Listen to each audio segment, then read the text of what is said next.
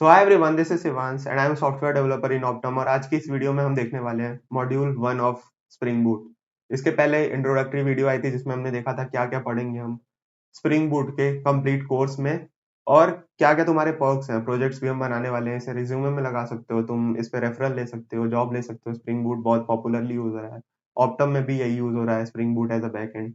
सो अगर तुम स्टार्ट करना चाहते हो देन इस कोर्स को पूरा फॉलो करना, वीडियो को लाइक करना ताकि और भी वीडियोस जल्दी जल्दी आए। एंड स्टार्ट करते हैं with the very first module जिसमें हम डिस्कस करने वाले हैं माइक्रो सर्विस क्या होता है, स्प्रिंग बूट एप्लीकेशन क्या होती है, स्प्रिंग बूट क्या है, और स्प्रिंग बूट लाइक स्प्रिंग अलग है, स्प्रिंग बूट अलग है, तो दोनों में डिफरेंस हम देखेंगे। फिर ऑटो कॉन्फ़िगरेशन क्या होता है स्प्रिंग बूट का। ठीक है, तो चलो एक एक करके स्टार्ट करते हैं। और इस आर्टिकल का लिंक डिस्क्रिप्शन में है, पहले ये पूरा पढ़ लो, फिर हम प्रोजेक्ट बनाएंगे तो उसमें कोड करेंगे एक एक करके। और साथ ही साथ इस कोर्स में ही तुम्हें कोड भी दिखता रहेगा बीच बीच में, तो तुम चाहो तो स्टार्ट कर सकते हो। और अगर कोई इंपॉर्टेंट टॉपिक रहा तो मैं उसका कोड डायरेक्ट अपने लाइक कोड एडिटर पे जाके करवा दूंगा। सो स्टार्ट करते हैं, पूरा कोर्स कंप्लीट करना। और अगर नहीं समझ में आए then you can write the comment कि कैसा लगा कोर्स, तुम्हें रिव्यूज में जो देने हैं दे सकते हो। तो पहले पूरा कोर्स देखना, this is the request. Start करते हैं माइक्रो सर्विसेज क्या होते हैं वहां से। सो माइक्रो सर्विसेज क्या है, आजकल जो हमारे एप्स बनते हैं वो छोटे छोटे पार्ट्स में बनते हैं। एक सर्विस ऑथेंटिकेशन अलग बनती है हमारी, कोई फॉर्म्स का रिक्वेस्ट आ रहा है वो अलग बन रहा है, कोई हमारा मेन सोर्स है उसका रिक्वेस्ट अलग बनता है। मतलब सारे ऐप्स अलग अलग है। मान लो तुम्हारी ई कॉमर्स साइट है तो प्रोडक्ट्स के लिए अलग माइक्रो सर्विस, पेमेंट के लिए अलग, ऑथेंटिकेशन के लिए अलग। सो सारे अलग अलग माइक्रो सर्विस, ताकि एक फेल भी हो ना तो हमारा बाकी चीजें चलता रहे, ओवरऑल एप्लीकेशन ना फेल हो जाए थोड़े टाइम के लिए, फिर हम उसे स्केल कर देंगे। बट पूरा ऐप तो नहीं बंद हो रहा है, एटलीस्ट ना होम पेज तो खुल रहा है ना। सो फॉल्ट टॉलरेंस बोलते हैं इसे हम। फॉल्ट टॉलरेंट हमारे माइक्रो सर्विस के लिए बहुत अच्छा चीज है। मतलब फॉल्ट तुम्हारे में आएगा नहीं, आएगा तो बहुत छोटा आएगा जिसे तुम रिजॉल्व कर सकते हो। और ऐसे मैनेजमेंट भी बहुत ईजी हो जाएगा कि एक टीम एक तुम्हारे माइक्रो सर्विस को देख रही है। पूरा अगर बड़ा सा आर्किटेक्चर हुआ तो कौन क्या क्या संभालेगा किसी को नहीं पता, पर उसे ही पार्ट्स में कर दोगे तो पूरी टीम मैनेजमेंट बहुत ईजी हो जाएगी। सो माइक्रो सर्विस आर्किटेक्चर यही होता है जिसमें पूरा का पूरा हमारा सिस्टम डिस्ट्रीब्यूटेड होता है, फाइन ग्रेन सर्विसेज होती हैं और लूजली कपल्ड होती हैं, और एक बिजनेस एक रिस्पॉन्सिबिलिटी लेके चलता है हमारा। ठीक है, अब स्टार्ट करते हैं माइक्रो सर्विसेज के इंट्रोडक्शन से। ठीक है, सो माइक्रो सर्विस का लाइक यूज तो मैंने बता दिया, उसके बेनिफिट्स बता दिए। अब इसमें क्या होता है, अलग अलग टीम्स बनाते हैं, बैक एंड, फ्रंट एंड और डेटाबेस। मान लो मिनिमम तीन भी माइक्रो सर्विस है, तो एक फ्रंट एंड होगा, एक बैक एंड होगा और एक हमारा डेटाबेस का होगा। फ्रंट एंड में भी तुम कई से अलग अलग लाइक माइक्रो सर्विसेज रख सकते हो, डेटाबेस में भी बहुत अलग अलग रहेंगे और सब इंडिपेंडेंट रहेंगे। एक का कोई लाइक मेंबर एब्सेंट है तो ऐसा नहीं है पूरी टीम रुक गई। तो लाइक फॉल्ट टॉलरेंस वगैरह जो मैंने बताया वो सब चीज काम भी करेगी यहाँ पे। अब स्टार्ट करते हैं विथ आर्किटेक्चर। देखो हमारे पास तीन लेयर होते हैं। पहला प्रेजेंटेशन, एप्लीकेशन और डाटा, जिसे हम फ्रंट एंड, बैक एंड और डेटाबेस बोलते हैं। प्रेजेंटेशन में हमारा रिएक्ट आ गया, मान लो एंगुलर आ गया, व्यू जेएस हो गया, नेक्स्ट जेएस हो गया, एचटीएमएल सीएसएस जावास्क्रिप्ट हो गया। एप्लीकेशन में हमारा बैक एंड हो गया, जावास्क्रिप्ट का लाइक एक्सप्रेस हो गया, नोड जेएस हो गया, नोड जेएस, पाइथन हो गया, सी प्लस प्लस हो गया, जावा हो गया। और डेटा लेयर में हमारा पोस्टग्रेस, मोंगोडीबी, सीक्वल, जहाँ हम डेटा रख रहे हैं वो सब हो गए। अब एक एक करके स्टार्ट करते हैं। लाइक माइक्रो सर्विस आर्किटेक्चर हमारा यही होता है कि डेटा हमारा एक जगह स्टोर रहेगा जिसे बैक एंड लॉजिकली पुल करके लाके हमारे फ्रंट एंड पे दिखाएगा, नीचे से ऊपर चीजें चलती हैं। बट इसका यूज कहाँ पे है, लाइक कैसे, मान लो तुम इंस्टाग्राम खोल रहे हो, एक एग्जांपल लेते हैं। तो फ्रंट एंड पे तुम्हें एक लॉगिन और पासवर्ड दिखेगा, आईडी डालो और पासवर्ड डालो और लॉगिन बटन रहेगा। सो लॉगिन आईडी पासवर्ड डाली, ये जो दिख रहा है इसे हम बोलते हैं प्रेजेंटेशन लेयर, जिसे हम यूआई बोलते हैं। फिर पीछे हमारा होगा ना एक बैकएंड की, जो बता रहा होगा कि हाँ ये यूजर आईडी सही है इस यूजर के लिए, वरना तो कोई भी तुम्हारा इंस्टाग्राम खोल के चैट्स पढ़ सकता है। सो बैकएंड में चेक करेगा, अगर ये यूजर आईडी पासवर्ड मैच करा, हमारे डेटाबेस में अब डेटा स्टोर है, यूजर आईडी का ये पासवर्ड है, इसके ये चैट्स हैं, ये लाइक्स हैं, तो वो चेक करेगा इस यूजर के लिए ये पासवर्ड है। अगर ट्रू आया तो तुम्हारा चैट्स दिखा देगा, पोस्ट दिखा देगा, वरना एरर भेज देगा, इनकरेक्ट पासवर्ड, फॉरगेट कर लो या जो भी। So front end, back and, database ऐसे काम करते हैं। अब जैसे जैसे हम आगे बढ़ते हैं तो माइक्रो सर्विस के आर्किटेक्चर ऐसे ही होता है, लाइक बिजनेस लॉजिक होती है। तो ये एक एग्जांपल है कि कैसे माइक्रो सर्विस आर्किटेक्चर दिखता है। फ्रंट एंड होता है, फ्रंट एंड में भी हो सकता है बहुत से अलग अलग टीम हो, बैक एंड होता है और हमारा डेटाबेस होता है। और जैसे जैसे हमारे अलग अलग माइक्रो सर्विसेज या फिर बिजनेस होते हैं वैसे वैसे अलग अलग हमारे माइक्रो सर्विसेज हमें बनाने पड़ते हैं। ठीक है, आई होप इतना तुम्हें क्लियर होगा। अब प्रिंसिपल ऑफ माइक्रो सर्विस क्या है कि वो इंडिपेंडेंटली हो, मतलब कोई भी एक दूसरे से डिपेंड ना हो। एक अगर फेल हो तो दूसरे का काम एटलीस्ट चल जाए, वो भी बंद ना पड़ जाए। एरर दिखाए बट बंद ना पड़ जाए एकदम। और बिजनेस फंक्शनैलिटी के अराउंड रहता है, मान लो तुम्हारे 4 कंपनीज हैं तो चारों के लिए एक-एक माइक्रो सर्विस बना दो। अब 4 के अंदर सब पार्ट्स भी हैं अगर तो उसके लिए अलग माइक्रो सर्विस बना सकते हो तुम। ओन्स द स्टेट, अब इसका मतलब है कि सारे तुम्हारे जितने भी माइक्रो सर्विस होंगे ना सब इंडिपेंडेंट होंगे, उनका अपना-अपना एक स्टेट होगा। ऐसा नहीं है कि एक की वजह से दूसरा फेल हो रहा है, सब इंडिपेंडेंट है तो उसका स्टेट तो एक होना ही पड़ेगा ना। उसके बाद से हमारा नेक्स्ट थिंग इज़ कि इन्फॉर्मेशन वेल डिफाइंड इंटरफेसेस, मतलब एक के लिए डिपेंडेंसी तो है बट दूसरी भी एक बैकअप बना दो तुम, और सारा कुछ इंटर रिलेटेड होगा आपस में। ऐसा नहीं है कि एक चीज एक ही में चल रही है और तुम पूरा कोड एक ही में भर दिया तुमने। 5 सर्विस बनाए हो तो पांचों इंडिपेंडेंट होने चाहिए, एक दूसरे पे डिपेंड होने चाहिए। ऐसा नहीं है अब बनाना ही है तो सब कुछ 5 कॉपीज नहीं बनानी है तुम्हें, 5 डिपेंडेंट सर्विसेज बनानी है जो कि एक दूसरे पे डिपेंडेंट है। सो ये थे हमारे प्रिंसिपल ऑफ माइक्रो सर्विसेज। अब आगे देखते हैं हम एडवांटेजेस और डिसएडवांटेजेस। एडवांटेजेस में हमारा क्या होगा कि बहुत जल्दी स्केलेबल होगा, रिजिलियंस होगा, फास्ट रिलीज कर सकते हो, छोटे छोटे टीम्स हैं तो एक सर्विस जल्दी से बन के रिलीज हो जाएगी। और रिसोर्स रिक्वायरमेंट होता है थोड़ा बहुत, लाइक कि बहुत टाइम लगता है इसे बनाने में अगर तुम देखो तो एज सच। डिसएडवांटेज क्या है कि कॉम्प्लेक्स होती है, मान लो सारे सर्विसेज को एक दूसरे से जोड़ना इज अ कॉम्प्लेक्स टास्क, सब टीम मेंबर्स को बात करनी पड़ेगी कैसे क्या काम कर रहा है, तो थोड़ा टाइम टेकिंग भी होता है, कॉस्टली होता है। मॉनिटरिंग और ट्रबल शूटिंग में थोड़ा हार्ड होता है कि अलग अलग है, बीच में कहीं कुछ दिक्कत आई तो कहाँ से सॉल्व करोगे, सो मॉनिटरिंग लगेगा तुम्हें। और कॉस्ट, 3-4 सर्वर तुम्हें चाहिए होंगे ऑब्वियसली, अगर 4 सर्विसेज हैं तो 4 सर्विसेज चाहिए होंगी।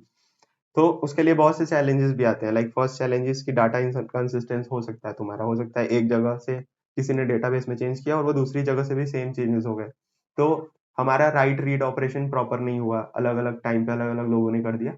सो इन सब की वजह से प्रॉब्लम आएगी। कॉम्प्लेक्स टेस्टिंग, टेस्टिंग बहुत कॉम्प्लेक्स होती है, पहले छोटे पार्ट्स का करो फिर बड़े पार्ट्स का करो। अनक्लियर डोमेन, मतलब प्रॉपर तुम्हें डोमेन डिफाइन करना पड़ेगा कि किस चीज का क्या है। सो ये थे हमारे माइक्रो सर्विसेज के बारे में। अब बेस्ट प्रैक्टिसेस क्या है हमारे माइक्रो सर्विसेज के, कि पहला असिंक कम्युनिकेशन बनाओ कि बाकी प्रोग्राम ना रुके। असिंक मतलब क्या हुआ, बाकी चीजें ना रुके और बाकी तुम्हारा प्रोग्राम चलता रहे। सो असिंक कम्युनिकेशन लेके जाना है हमारा। बैकवर्ड कॉम्पेटिबिलिटी होनी चाहिए कि अगर एक इंडिपेंडेंसी है तो अगर बीच में कोई सर्वर फेल हो तो उसके लिए एक बैकअप हो या फिर आगे की चीजें चलती रहे at least. Version of your release, हर चीज का एक वर्जन होता है कि अभी ये रिलीज है तो एक ट्रैकिंग हो जाती है हमारे पास कि 5th वर्जन है, 6th वर्जन है, तो सारी टीम्स में वो चीज हो जाएगी ना कि 6th वर्जन आ गया हमारा। अब कोड में कोई भी पुश कर रहा है बिना वर्जन अपडेट के, so it is not very compatible कि सबके पास आइडिया लग जाए। और circuit breaker to avoid cascading failure, so हमारे पास डैमेज कंट्रोल के लिए भी अलग अलग पैटर्न्स होने चाहिए। सो ये था हमारा माइक्रो सर्विस क्या होता है। द नेक्स्ट थिंग इज कि बूट एप्लीकेशन क्या होता है। अब अगली चीज देखते हैं हम। सो स्प्रिंग फ्रेमवर्क होता है हमारा जो कि जावा पे होता है, पूरा बैकएंड इसका लाइक लिखा हुआ जावा पे है और तुम जावा के उप्स कॉन्सेप्ट को यूज करके इसमें तुम अपना पूरा का पूरा एप्लीकेशन बना सकते हो जावा स्प्रिंग बूट में। सो इसका सबसे फीचर्स क्या है कि ये पूरा का पूरा एप्लीकेशन बना सकता है, बड़े बड़े कंपनीज यूज कर रहे हैं इसे, ऑप्टम जैसी कंपनीज, बहुत सारी कंपनीज यूज कर रही हैं और स्टार्टर का कॉन्फ़िगरेशन पूरा करके देता है। और सबसे बड़ी बात कि ये वार फाइल दे देता है जो हमारे किसी भी सर्वर पे डाल दो और वो चलने लगेगी। ऐसा नहीं है तुम्हें डिपेंडेंसीज वगैरह इंस्टॉल करनी पड़ेगी, सीधे सीधे वार फाइल डाल दो या जार फाइल डाल दो और सब कुछ हो जाएगा। और इसमें इनबिल्ट हेल्थ चेक और मैट्रिसेस सारे कुछ हो के आते हैं। बहुत ही ज्यादा स्केलेबल और लाइक मैनेजेबल तुम ऐप्स बना सकते हो। छोटा ऐप भी बनाना है तो मैनेजेबल होगा और बड़ा ऐप भी बनाना है तो वो मैनेजेबल होगा इस फ्रेमवर्क की वजह से। सो अब स्टार्ट करते हैं। सबसे पहले हेलो एप्लीकेशन बनाना अपना। सो तुम्हें स्प्रिंग इनिशियलाइजर पे जाना है, spring start dot spring dot IO करके वेबसाइट है, उस पे जाके वेब प्रोजेक्ट बनाओ। प्रोजेक्ट मैवन चूज करो, लैंग्वेज जावा चूज कर लो। अभी मैं बताता हूँ एक एक करके ये क्या होते हैं चीजें, ठीक है। मैवन ये सब क्या है। सो मैवन हमारा बिल्ड टूल है कि जब सब कुछ कोड लिख दोगे तो एक जार फाइल बना के ये मैवन ही देगा हमें। लैंग्वेज क्या है मेरी, जावा। वर्जन जो तुम देना चाहो उस समय पे, लाइक तुम्हें पुराना जावा का वर्जन या फिर स्प्रिंग का वर्जन यूज करना है तो तुम चेंज कर सकते हो पर लेटेस्ट ही लेके चलो। ग्रुप आईडी, अब यहाँ पे ग्रुप आईडी तुम्हें कुछ भी देनी है, लाइक अपने कंपनी का नाम, जैसे मान लो com dot the Shivansh Vasu, the Shivansh Vasu. So ये मेरे ग्रुप आईडी हो गई। आर्टिफैक्ट आईडी क्या हुई, मान लो मुझे एक इसमें ऑथेंटिकेशन बनाना है तो ये ऑथेंटिकेशन आर्टिफैक्ट हो गई। अब इसके अंदर और भी मान लो लॉगिन बनाना है तो सब कुछ डॉट डॉट करके तुम लॉगिन वगैरह ऐसे जा सकते हो एक एक करके। तो ऐसे तुम आर्टिफैक्ट आईडी देते हो। फिर डिपेंडेंसीज में जाके तुम्हें वेब देना है, पैकेजेस में जार देना है या वार दे दो, जार दे दो कोई प्रॉब्लम नहीं है। जावा वर्जन जो तुम्हारे सिस्टम पे हो वो डाल दो। सो ऐसे करके तुम इस साइट पे जाओगे, एक एक करके स्टेप वाइज बना सकते हो बहुत इजीली। और उसके बाद से तुम्हारा एक प्रोजेक्ट डाउनलोड हो जाएगा जब डाउनलोड करोगे तो। अब डाउनलोड करने के बाद तुम्हारे पास एक जिप फाइल आएगा जिसे तुम एक्सट्रैक्ट करोगे, तो तुम्हारा रेस्ट कंट्रोलर यहाँ से शुरू हो जाएगा। एक बेसिक सा तुमने स्टार्ट कर दिया है ना सब कुछ, लाइक इनिशिएट तो कर ही दिया है। सो इस प्रोजेक्ट को जब खोलोगे तो एक रेस्ट कंट्रोलर नाम से यहाँ पे स्टार्ट होगा। गेट मैपिंग क्या है हमारी, हेलो है। अब देखो एक एक करके स्टार्ट करते हैं। इसमें एनोटेशंस होता है एक कॉन्सेप्ट जिसे हम अभी बाद में पढ़ने वाले हैं। बस तुम समझना क्या बोल रहा हूँ मैं। एक रेस्ट कंट्रोलर बनाओ जिसमें एक गेट मैपिंग हो स्लैश हेलो पे, जो कि रिटर्न करे हेलो वर्ल्ड। बस तुम्हारा पूरा का पूरा वेब ऐप बन गया। एक रेस्ट एपीआई बनेगी जिसपे हेलो तुम लिखोगे तो तुम्हारे पास हेलो वर्ड यहाँ पे प्रिंट होके आ जाएगा। इतना सा था, ठीक है। अब इतने पे तुम्हारा एक पूरा का पूरा छोटा सा ऐप तुमने बना लिया है। एप्लीकेशन रन करो अपने आईडी में और लोकल होस्ट पे जाओ, तुम देख सकते हो कि तुम्हारा पूरा का पूरा प्रोजेक्ट स्टार्ट हो जाएगा। अब तुम एप्लीकेशन की डिपेंडेंसीज वगैरह यहाँ से बिल्ड कर सकते हो। बिल्ड स्प्रिंग बूट यूजिंग मैवन, ये सारे कमांड्स चला सकते हो तुम, और तुम्हारा एक एक करके बिल्ड हो जाएगा तुम्हारा जो भी जार फाइल या वार फाइल बनाना चाहो। इसमें टेस्ट भी इनबिल्ड आता है, वेब भी इनबिल्ड आता है, मैवन के प्लगइन्स भी इनबिल्ड आते हैं। तुम जार फाइल सीधे के सीधे चला सकते हो कहीं पे भी, जहाँ भी चाहो, एंड्रॉइड में, लिनक्स पे, मोबाइल में, जहाँ भी जावा चल सकता है ऑब्वियसली वहाँ चला सकते हो तुम। अब अगली चीज, स्प्रिंग बूट यूजिंग ग्रेडल। अब ग्रेडल भी होता है, वहां पे तुम सिंपली जहाँ पे मैवन चूज किया था वहां ग्रेडल बिल्ड चूज कर लो, कोई प्रॉब्लम नहीं है। मैवन यूज करो ग्रेडल यूज करो, बात सेम ही पड़ेगी। Start dot spring dot IO पे जाओ और तुम डाउनलोड कर सकते हो पहला का अपना बेसिक स्टार्टर टेम्पलेट। सो ये था हमारा स्प्रिंग बूट एप्लीकेशन का बेसिक सा लाइक इन्फो कि कैसे तुम अपना पहला एप्लीकेशन बना सकते हो। अब स्प्रिंग बूट क्या होता है वो देख लेते हैं, स्प्रिंग बूट के फीचर्स वगैरह देख लेते हैं हम। सबसे पहले स्प्रिंग बूट हमारा ओपन सोर्स फ्रेमवर्क है जिससे तुम बना सकते हो बहुत बड़े बड़े एप्लीकेशन। जस्ट तुम्हें रन लिखना है और ये चीजें रन करनी स्टार्ट हो जाएंगी। Stand alone, production ready, just run, ये तीनों इसके बहुत ही अच्छे अच्छे लाइक फीचर्स हैं कि जस्ट स्टैंड अलोन तुम पूरा पूरा प्रोजेक्ट बना सकते हो, प्रोडक्शन रेडी होगा और एक कमांड में पूरा का पूरा चीज रन हो जाएगा। एडवांटेजेस क्या है कि जावा और ग्रूवी को तुम इस पे इंटीग्रेट कर सकते हो, दोनों अलग अलग प्रोग्रामिंग लैंग्वेज है। एक्सएमएल एनोटेशन यूज करो, बॉयलर प्लेट कोड तुम्हें मिल जाएंगी, सब कुछ कॉन्फ़िगरेशन पहले होके आएगा, जार फाइल जो हर जगह चलेगी, और अपना अलग से कॉन्फ़िग वगैरह बना सकते हो यूजिंग अलग अलग लाइक जेनकिंस और डॉकर पे तुम इसे इंटीग्रेट कर सकते हो अपना अलग अलग कॉन्फ़िगरेशन फाइल बना के। अभी तुम्हें समझ नहीं आ रहा होगा आई नो, बट एक बार स्टार्ट करो पूरा लास्ट तक देखो, समझ जाओगे पूरा जावास्क्रिप्ट बोर्ड। क्योंकि शुरू में ये कॉम्प्लेक्स है। अगर तुम बिगनर हो, मॉन्स्टैक आता है then you have an idea, but अगर एकदम बिगिनिंग से सीख रहे हो ना तो तुम्हारे लिए थोड़ा कॉम्प्लेक्स होगा ये चीज। इसके फीचर क्या है, सिंपल डिपेंडेंसी मैनेजमेंट है, जार फाइल्स में सब कुछ इंस्टॉल होके आएगा। डेवलपमेंट इसका बहुत आसान है, डिप्लॉयमेंट बहुत आसान है, सब कुछ तुम जार फाइल डाल दो डायरेक्ट, ऑटो कॉन्फ़िगरेशन तुम सब कुछ इजीली से करके पहले ही आता है। अब स्टार्टर्स क्या होते हैं, इसका स्टार्टर आता है स्प्रिंग बूट स्टार्टर वेब। इसमें क्या होगा तुम्हारा, जैसे अभी मैंने पिछले वाले पार्ट में बताया ना कि तुम्हें पूरा का पूरा एक टेम्पलेट मिल जाएगा जिसमें तुम्हारा रेस्ट टेम्पलेट बना होगा। तुम get post put direct annotation का यूज करके कर सकते हो। इसी को हम बोलते हैं कि ये वेब स्टार्टर मेरे पास रहेगा और तुम इजीली उसका यूज कर सकते हो। ठीक है, अब एक एक करके उसे एक्सप्लेन करते हैं जो मैंने पहले पार्ट में देखा था। स्प्रिंग बूट स्टार्टर में क्या होगा, एक वेब में क्या होगा, एक स्प्रिंग वेब होगा, एक बूट स्टार्टर होगा, वेब एमवीसी होगा और बूट स्टार्टर टॉमकैट होगा। ये किस लिए होता है, हमारा सर्वर चलाने के लिए और लॉगिंग के लिए। और बूट स्टार्टर क्या होता है, spring boot logging auto configuration के लिए। और वेब एमवीसी के अंदर वही मेरा at the rate rest annotation होंगी, एट द रेट मेरा जो गेट और पोस्ट एपीआईज बनाने हैं मुझे तो डायरेक्ट हम उसका एनोटेशन यूज करके बना सकते हैं। ये सारा चीज बन के आएगा मेरा, और एक एक चीज वही चीज यहाँ पे एक्सप्लेन की गई है। अब इसमें कुछ चीजें और आती हैं लाइक जेवीसी मैट्रिक्स पूरा बन के आएगा, एप्लीकेशन का ओवरऑल हेल्थ देख सकते हो, रिसोर्स यूटिलाइजेशन देख सकते हो, काफका का कंज्यूमर मैट्रिक्स। अब काफका मैसेजिंग क्यू इसमें यूज होता है जो कि इनबिल्ड होके आता है, तुम बहुत इजीली इंटीग्रेट कर सकते हो।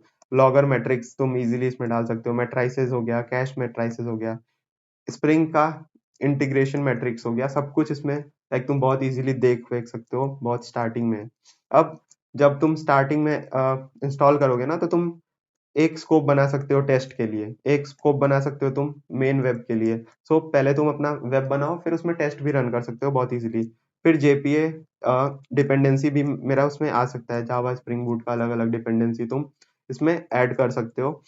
क्रड रेपोजिटरी, अब देखो क्रड रेपोजिटरी बनाना तुम्हारा बहुत इजी हो जाएगा। एम्प्लॉय रेपोजिटरी हो गया, मान लो क्रिएट रीड अपडेट डिलीट जो मेरा होता है क्रड, ये बहुत इजीली बन जाता है इसमें जेपीए रिपोजिटरी। अभी हम थोड़ा लाइक देख रहे हैं बेसिक कि क्या होता है स्प्रिंग बूट। नेक्स्ट एपिसोड से हम देखेंगे लाइक नेक्स्ट मॉड्यूल से, जैसे मैंने इंट्रोडक्शन में बताया था कि पहले थ्योरी पार्ट देखेंगे हम, फिर प्रोजेक्ट बनाओगे तुम अपने लैपटॉप पे, तुम्हारा सारा कॉन्सेप्ट क्लियर हो जाएगा। और जावा स्प्रिंग बूट ऐसा ही है, तुम्हें पहले थ्योरी कंप्लीट करनी पड़ेगी, then you have to jump on coding part और प्रोजेक्ट पार्ट। तो थ्योरी पहले कंप्लीट करो। अब यहाँ से जेपीए रिपोजिटरी मेरा, फिर CRUD ऑपरेशन, ऐसे एक पार्टिकुलर हायरार्की चलती है इसमें। अब स्प्रिंग बूट ऑटो कॉन्फ़िगरेशन क्या होता है, देखो मेरा सबसे पहले मैंने @spring boot एप्लीकेशन लिखा, यहाँ से मेरी एप्लीकेशन स्टार्ट होगी। ये एनोटेशंस है, अभी एनोटेशंस क्या होते हैं हम बाद में देखेंगे, बट अभी के लिए मान लो यहाँ से एक चीज स्टार्ट हो रही है, स्प्रिंग बूट एप्लीकेशन। अब इसके बाद से मेरा यहाँ से पूरा का पूरा एप्लीकेशन चलना स्टार्ट होगा। इसमें तीन चीजें तो तुम्हें देनी पड़ती है, ये तीनों चीजें तुम्हारे सारे जो स्प्रिंग बूट एप्लीकेशन है उसमें देनी पड़ती है, और बाद में हम देखेंगे क्या क्या होता है। देखो सबसे पहले spring boot configuration, enable auto configuration और कंपोनेंट स्कैन। अब एक बीन होता है, मेरे जितने भी बीन्स हैं कंपोनेंट स्कैन से सारे इनिशियलाइज हो जाते हैं। इनेबल ऑटो कॉन्फ़िगरेशन से सारे कॉन्फ़िग फाइल इनिशियलाइज हो जाते हैं पूरे ऐप के लिए। और स्प्रिंग बूट कॉन्फ़िगरेशन से सारे बेसिक जो हमारे पैकेजेस हो गए, इंस्टॉलेशन हो गया, ये सब हो जाएगा। सो ये तीन इनोटेशंस तुम्हें देने पड़ेंगे और तुम्हारा एप्लीकेशन स्टार्ट हो जाएगा। जैसे देखो यहाँ पे लिखा भी है कि इनेबल ऑटो कॉन्फ़िगरेशन से क्या होगा, तो ये सारे के सारे तुम्हारे ऑटो कॉन्फ़िगरेशन फीचर डाल देगा जो भी स्प्रिंग बूट में इनिशियली रिक्वायर्ड है। ठीक है, अब मैं बता रहा था स्प्रिंग और स्प्रिंग बूट में डिफरेंस, ये रहे डिफरेंस। वो स्प्रिंग क्या है, पेरेंट है, स्प्रिंग बूट उसका एक चाइल्ड है। ये क्या करता है, रनेबल फैट जार बनाता है और ये वार फाइल बनाता है जो वेब सर्वर्स बनाने के काम आते हैं। Application can be diploid on the web server explicitly, और इसमें वेब सर्वर हमें चाहिए, जैसे टॉम कैट हो गया हमारा वगैरह। Development need to define the deal with dependency manual, और इसमें सारा कुछ डिपेंडेंसी खुद ही होता है। क्यों हो रहा है, क्योंकि हमने तीन जो ये हमारे स्टार्टिंग में हमने जो बीन्स दिए थे, बीन्स नहीं हमारे एनोटेशंस बोलते हैं हम इन्हें। सो ये तीन एनोटेशंस की वजह से सारे चीजें हमारी खुद ब खुद होके स्प्रिंग बूट में आ जाती हैं, और यही डिफरेंस करता है स्प्रिंग और स्प्रिंग बूट में। अब तुम्हें बेसिक अभी जो हमने पहले पार्ट में डिस्कस किया वो समझ आ गया होगा कि कैसे हम स्टार्टर्स बना सकते हैं। वेब का रेस्ट स्टार्टर हो गया, या फिर जो हम इनिशियली बना रहे थे एक स्टार्टर टेम्पलेट जो हेलो वर्ल्ड वाला, वो कैसे बना था वो तुम्हें समझ आ गया होगा। अब आगे डिस्कस करते हैं कि हमारा ऑटो कॉन्फ़िगरेशन क्या, तो चलो अब देखते हैं स्प्रिंग बूट ऑटो कॉन्फ़िगरेशन क्या होता है। जो भी हमारे रिक्वायरमेंट है ना वो स्प्रिंग बूट पहले ही इनिशिएट करके देता है, जिसे हम बोलते हैं spring boot like auto configuration. इसमें हमारे लाइक कंपोनेंट लाइक डिस्पैचर हो गया मेरा, या फिर व्यू कैसे रिजॉल्व होगा, कंपोनेंट स्कैन हो गया, सीरियलाइजर डीसीरियलाइजर, ये प्री कॉन्फ़िगर्ड होता है। और ये सब इंस्टॉलेशन का काम, लाइक कॉन्फ़िगरेशन का काम basically auto configure spring boot करके देता है। एक एनोटेशन होता है, उससे सारा कुछ ये सब खुद ब खुद हो जाएगा। तुम्हें ये सारा कमांड खुद ब खुद लिख के आ जाएगा। ये बीन्स इंस्टॉल करने तुम्हारे इस लोकेशन से इंस्टॉल करने हैं, ये प्रॉपर्टी नेम होगी उसकी, फिर सारा जो बीन का आईडी होगा, डेटा सोर्स होगा, ये सब बना सकते हो तुम। डेटा सोर्स, डिस्पैचर सर्वलेट, ये सारी चीजें बना सकते हो। और उसके बाद से तुम डायरेक्ट कॉन्फ़िगरेशन में स्टार्ट करके सब कुछ जार वार इंस्टॉलेशन वगैरह होके, और वो तुम्हारा टॉमकैट पे आ जाएगा। तुम्हें बस स्टार्ट करना है कमांड लिख के, और वो सब कुछ करके तुम्हें दे देगा इनिशियली। सो ये सब तो बहुत डिटेल में है, इसमें लिखा हुआ आर्टिकल पे जाके तुम एक एक करके पढ़ सकते हो। बट अभी के लिए जितना समझो कि सारा का सारा इनिशियल काम जो हमारा स्प्रिंग बूट एप्लीकेशन होता है, वो वेब स्टार्टर, फिर टॉम कैट उसमें लगाना, फिर टॉम कैट का क्लास, ये सब करना ऑटो कॉन्फ़िगरेशन का काम है। सब कुछ बैकएंड में करके तुम्हें दे देगा, और तुम्हें बस एक एक चीज यूज करनी है और सब कुछ स्टार्ट हो जाएगा। अब तुम जेटी वगैरह भी यूज कर सकते हो इसमें, एक एक करके गूगल कर लो अगर तुम्हें चाहिए। अब इसमें तुम्हें और भी डिटेल पढ़ना है तो यहाँ से देख सकते हो कि क्या होता है, कि कंडीशनल कॉन्फ़िगरेशन वगैरह तुम्हें लगाना हो तो क्या करना है। बट अभी के लिए बस ये याद रखो कि तुम्हें बेसिक कॉन्फ़िगरेशन जो भी चाहिए अपने ऐप को चलाने के लिए, वो उस एनोटेशन से होता है जिसका नाम है स्प्रिंग बूट ऑटो कॉन्फ़िगर। ठीक है, ऑटो कॉन्फ़िगरेशन वाले, इससे तुम्हारा सब कुछ होके खुद ब खुद आ जाएगा और तुम्हारा एप्लीकेशन स्टार्ट हो जाएगा। और भी डिटेल में तुम्हें पढ़ना है तो लिंक पे ये जाके और देख सकते हो, डिस्क्रिप्शन में लिंक तुम्हें मिल जाएगी। यहाँ पे तुम्हारा बेसिक सा तुम्हें स्प्रिंग बूट क्या होता है, क्यों होता है, समझ में आ गया होगा। कंडीशनल ऑटो कॉन्फ़िगरेशन कर सकते हो और कॉन्फ़िगरेशन कर सकते हो, बट ऑटो कॉन्फ़िगरेशन में तुम्हारा बेसिक सब हो जाएगा। ऑप्टम में भी ऑटो कॉन्फ़िगरेशन ही यूज करते हैं। सो हमने फर्स्ट मॉड्यूल देख लिया स्प्रिंग बूट का, कि कैसे हम स्प्रिंग बूट लाइक स्टार्ट कर सकते हैं, माइक्रो सर्विस क्या होते हैं, बूट एप्लीकेशन क्या होते हैं, स्प्रिंग एप्लीकेशन क्या होते हैं, ऑटो कॉन्फ़िगरेशन क्या होता है। नेक्स्ट मॉड्यूल में हम देखेंगे कि प्री रिक्विजिट क्या है हमारे स्प्रिंग बूट एप्लीकेशन के और बूट CLI क्या है। ये दोनों टॉपिक्स हम डिस्कस करने वाले हैं नेक्स्ट एपिसोड में। टिल देन पूरा सीरीज देखो वरना समझ नहीं आएगा। आई नो बोरिंग है, आई नो बहुत सी चीजें मुझे भी नहीं पता है, तुम जाके एक एक चीज पढ़ सकते हो, बट हाँ बेसिक मुझे भी पता है। जितना तुम समझ जाओगे तो you can have a very good idea about Java spring boot, और तुम्हें इंटर्नशिप वगैरह मिल जाएंगी जावा स्प्रिंग बूट में। सो आई होप तुम्हें समझ आ गया होगा, ये एक एक चीज तुम्हें समझ आई होगी। नेक्स्ट एपिसोड में मिलते हैं, मॉड्यूल 2 डिस्कस करेंगे। Till then thank you so much for watching till then.